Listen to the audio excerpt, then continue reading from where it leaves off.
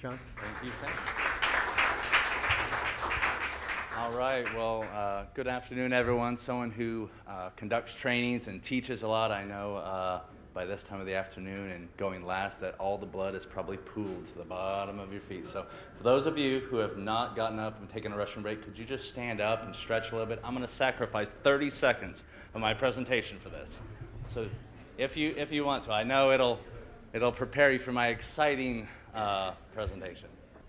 Well, as Tim mentioned, I'm John Egberts, the Associate Director of the Florida Traffic and Bicycle Safety Education Program. Some of you may have heard of this program, worked with this program before. In addition to that, I am a PhD student at the University of Florida, but I do this full time. I did start off as a student assistant as Dr. Kreider was on our way out, so I'm glad to see her here. Okay, so the program began over 20 years ago, way before I was even thinking about pedestrian and bike safety, so it has been around for a long time. It is funded by the FDOT Safety Office, so we're very thankful for that. Every year when we get the thumbs up that we're going to be funded another year, we're very happy that we're able to do this and provide our free services. And our goal, I don't want to say it's simple because it's not, but what we want to achieve is simple. We just want to reduce injuries and fatalities to children by training them and giving them the knowledge and skills they need to be more competent in traffic. So that's what I do. That's kind of our bread and butter is we teach adults how to teach children. So I like to say I have one of the most fun jobs when it comes to pedestrian bike safety. We have a lot of engineers here, a lot of advocates here, but we get to teach the children, and that's really the most fun thing I can do. So it's really myself and Dan Connaughton at the University of Florida. He is the director. We do these trainings throughout the state, and we do have regional trainers who assist us with this. When we have trainings throughout the state, again, being a statewide program, we're run a little thin sometimes, so we do lean on regional trainers to assist us with our trainings. And essentially what we do is we travel around, we load everything in the big Bike Florida van, which you guys may have seen, bikes, gear, really everything, helmets, everything we can, travel around the state, and we teach adults. These could be teachers, law enforcement, FDOT professionals, really anyone who is going to teach children. Bike clubs, YMCAs, anyone who's going to teach children in schools or a community setting. We'll train them, give them the materials they need, and then even follow-up support. We also develop curricula, lessons, guides, those sorts of things that we update regularly, and they're made available for free. Again, we're funded by FDOT, so our trainings are free, our materials are free. A lot of great resources in Florida as far as child education with pedestrian bike safety. So we do in-class instruction, just typical to any bike safety education. We teach in class, go over the basics. If you look, it doesn't really change much from adults, right? You're teaching lessons, seeing and being seen, hazards, rules of the road, those sorts of things, but we're adapting them for children, right? We're teaching to that level. And then the fun part, we get adults out on bikes. And I always love to have them raise their hands. Remember, these are physical educators. These are people in the community. Most of them aren't like this crowd. I always ask, who rides a bike regularly? It's maybe 5%. Who hasn't ridden a bike in 5 years, 10 years, 20 years? I've had people, one guy, he said 50 years. This man was in his 80s. He was with a bike club, YMCA. And after 50 years, we got him on a bike, but you better bet I was right next to him every second, just in case something happened.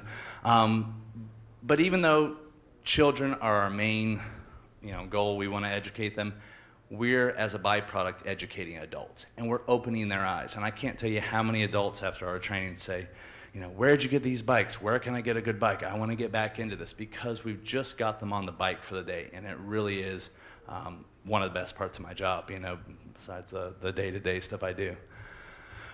So by and large, what we've mostly done is, or I guess the most demand has been for elementary education, right? You always hear about kids having bike rodeos and bike and pedestrian safety in elementary schools.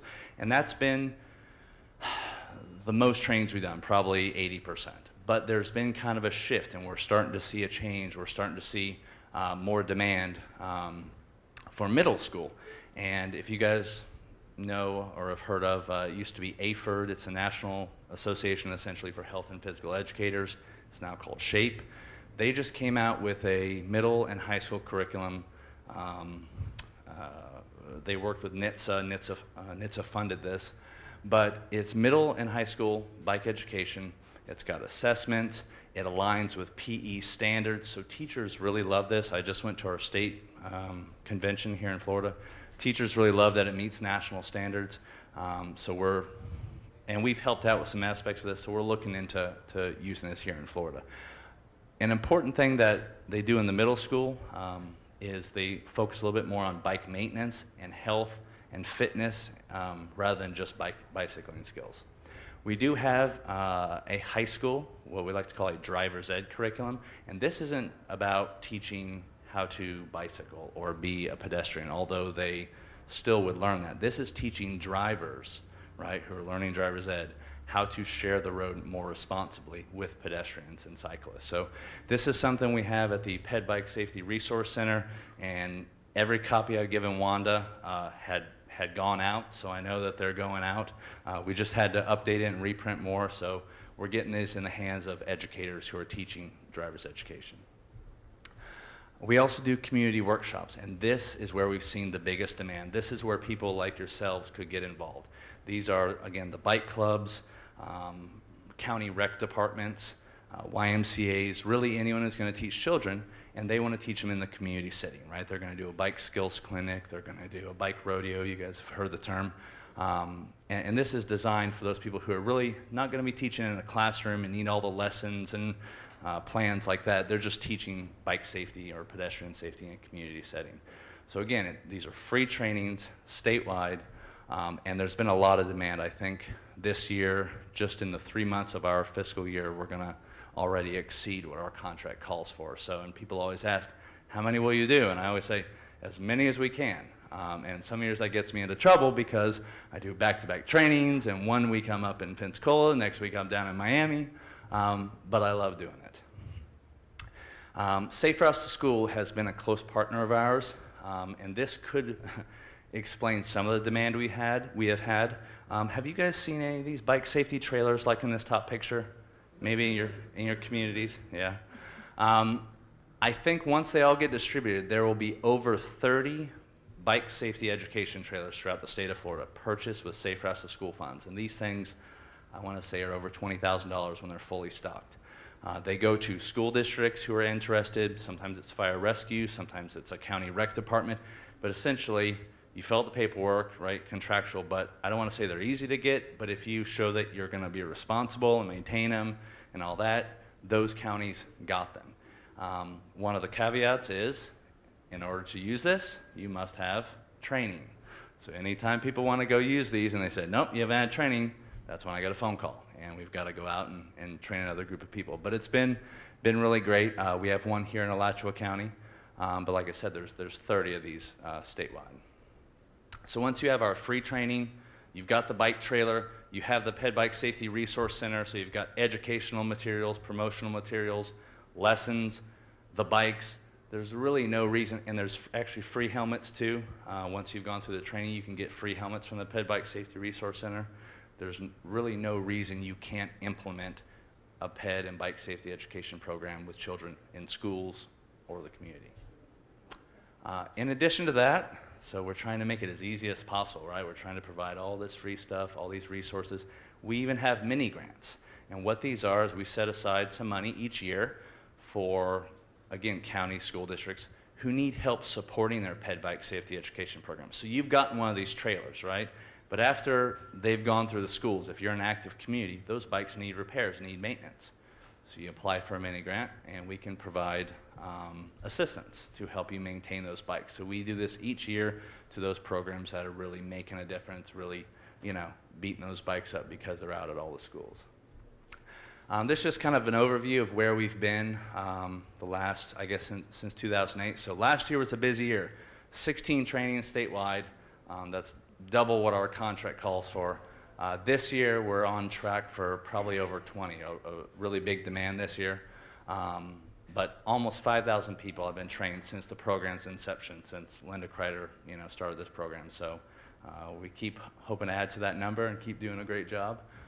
In addition, I just wanted to add this. We do also have a newly developed program. It's called the Walking School Bus Program. This is kind of a similar setup, statewide program, free. We come out and we train parents, law enforcement, really anyone who wants to be involved with this. But a walking school bus, if you guys don't know, it's essentially kids walking to school, but under adult supervision.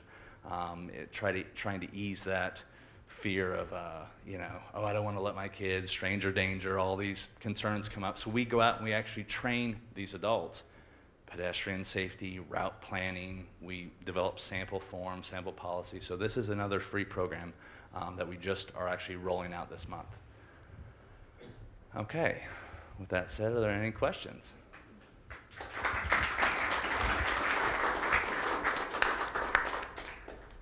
So in addition to my program, we're not the only, child-focused program. There are Safe Routes currently funds 17 other programs statewide.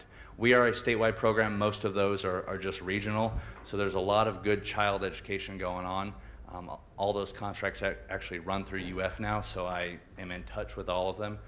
So if you guys had questions about maybe what's going on in your area, you could feel free to contact me. I would probably be a good place to start. Thank you, John.